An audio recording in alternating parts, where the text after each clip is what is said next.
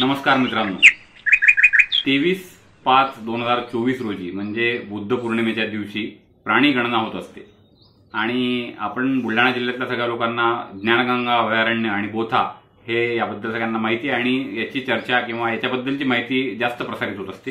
परंतु बुलढाणा जिल्ह्यामधलंच सोनाळा वनपरिक्षेत्रामधलं अंबाबरवा अभयारण्य जे आहे त्याची माहिती मात्र त्या प्रमाणामध्ये कमी लोकांना ठाऊक आहे।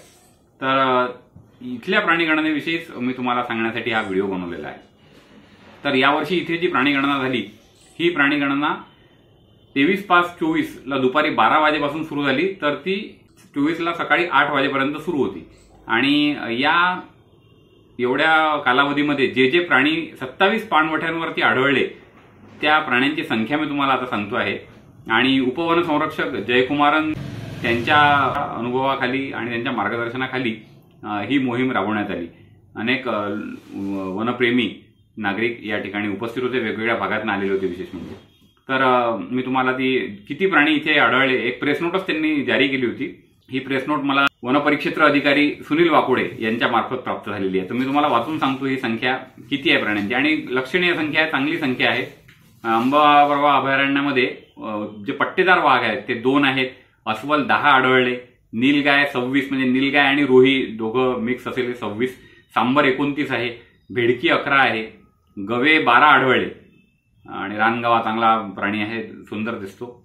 नंतर रानडुक्कर 37, रानडुक्करांचा आपण बघतो शेतकऱ्यांना खूप त्रास होतो आहे रानडुक्कर आणि नीलगायींचा रोहींचा। लंगूर 1, माकड 111, मसण्याऊद 2, मसण्याऊद सुद्धा लोकांना कमी ठाऊक आहे, रात्रीचा निशाचर प्राणी आहे आणि झाडावरती चढतो आणि हा स्मशानातले लहान मुलांचे प्रेत उकरून किंवा गाडलेले प्रेत उकरून खातो असं सांगितलं जाते। तर मसण्याऊद इथे 2 आढळले। नंतर रानकोंबड्या आहेत 5, मोर 74, रानससे 4, रानससे आता कमी आढळतात तर रानससे इथे 4 दिसले आहेत। रानकुत्रे सुद्धा 2 आहेत, मुंगूस 1 आढळलं, चौसिंगा 4। तर या एवढे प्राणी या 27 पाणवठ्यांवरती या प्राणी गणनेमध्ये आढळून आले। एकूण संख्या ही 331 होती। तर 2024 रोजी अंबाबरवा अभयारण्यामध्ये जी प्राणी गणना झाली त्याची आकडेवारी मी तुम्हाला सांगतो आहे।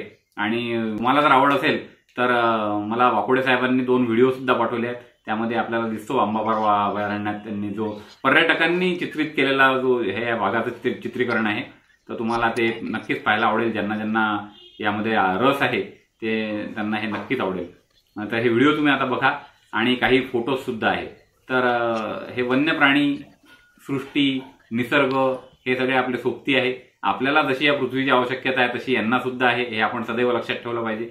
ग्लोबल वॉर्मिंग वाढते आहे, आपण धडाधड गाड्यांमध्ये एसी आहे, लोकांच्या घरी एसी आहे, अनेक ठिकाणी एसी आहे, मोठमोठाले मॉल आहे, याच्यामुळे सुद्धा ग्लोबल वॉर्मिंग वाढते आणि त्याचा फटका या प्राण्यांना सुद्धा बसतोय। तर यांच्यासाठी कृत्रिम पाणवठे तयार करावे लागतात, म्हणजे बघा तुम्ही केवढी शोकांतिक आहे ही। तर ठीक आहे, पण तरी अशी प्राणी गणना म्हणजे मला स्वतःला खूप याच्यामध्ये आवड आहे। जास्त वेळ तुमचा काही घेत नाही, तुम्ही व्हिडिओ आणि हे चित्र बघा, तुम्हाला आवडतील। धन्यवाद। चॅनल पाहत राहा, चॅनल सबस्क्राईब करा। थँक्यू।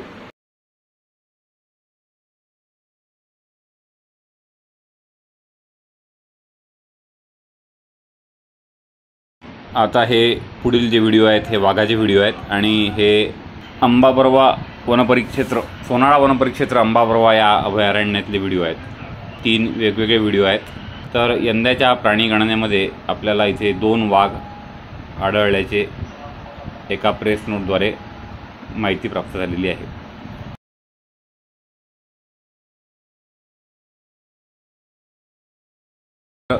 जे लोक बाहेरगावून येतात आहेत त्यांना जर अंबाबरवा अभयारण्य पाहायचं असेल तर त्यांना मलकापूर किंवा शेगाव या रेल्वे स्टेशनवर उतरून मग पुढे मार्गक्रमण करता येते। जर शेगावला उतरलं तर शेगावहून संग्रामपूर आणि संग्रामपूरहून मग पुढे अंबाबरवा अभयारण्य, वसाली नावाचं गाव आहे, तर त्या ठिकाणी आपल्याला जाता येते बाय रोड।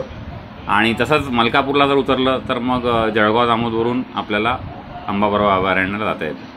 तर सातपुडा पर्वत क्षेत्रात हे अभयारण्य आहे आणि सुंदर असा परिसर आहे, तर आवर्जून भेट द्यावी असं हे अभयारण्य आहे आणि चांगला निसर्ग समृद्ध आहे। मेळघाट वन्य क्षेत्राचाच एक भाग आहे हा। तर असं हे अभयारण्य आहे। ज्यांना कोणाला वन्य प्राणी बघण्यामध्ये रस आहे ते लोक जरूर भेट देऊ शकता असं ठिकाण आहे. तुम्हाला हा व्हिडिओ कसा वाटला ते कळवा आणि चॅनल सबस्क्राईब करा. धन्यवाद.